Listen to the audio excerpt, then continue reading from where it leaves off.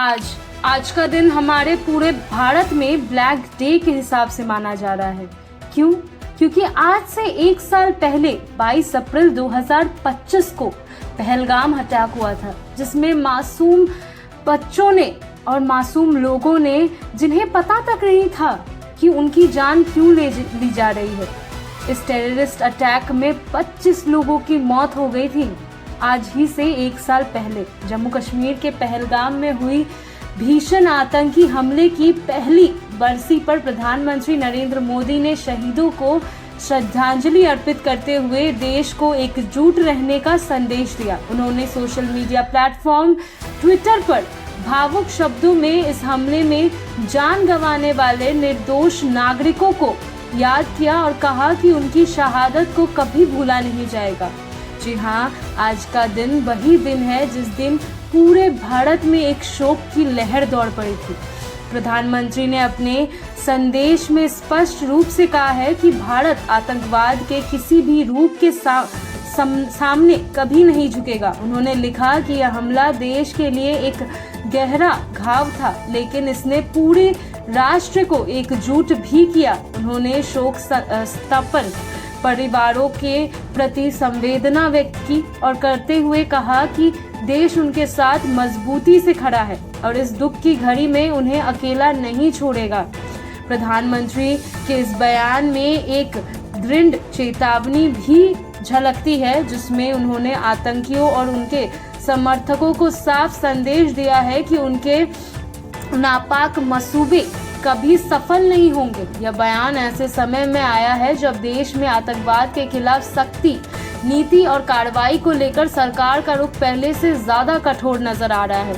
इस क्रम में भारतीय सेना ने भी आतंकवाद के खिलाफ अपनी प्रतिक्रियाएं दौड़ाई हैं।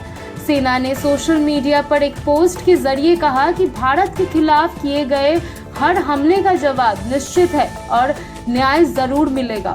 इस संदेश के साथ सेना ने अपने अभियानों की झलक भी साझा की, जिससे आतंकियों के खिलाफ की गई सख्त कार्रवाई को दर्शाता है। जी हाँ, हमें याद है कि इसके बाद ऑपरेशन सिंदूर हुआ था, जिसमें हर एक आतंकी ठिकानों को ढूंढकर उन्हें नष्ट किया गया था। बताया गया है कि पहलगाम हमले के बाद सेना ने ऑपरेशन महादेव के तहत हमले में शामिल आतंकियों को गिराया गया था।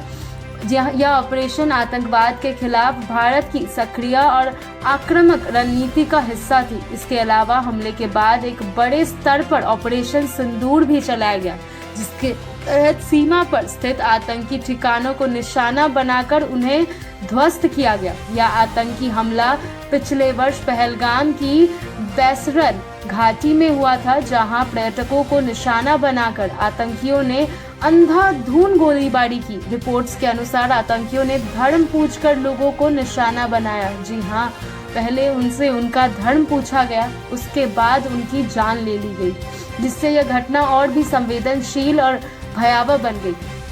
इस हमले में कई लोगों की जान गई और कई अन्य गंभीर रूप से घायल भी हुए थे। इस घटना ने पूरे देश को झकझोर कर रख दिया और सुरक्षा व्यवस्था को लेकर कई सवाल भी खड़े किए थे। इसके बाद केंद्र सरकार और सुरक्षा एजेंसियों ने जम्मू कश्मीर में सुरक्षा व्यवस्था को और मजबूत किया।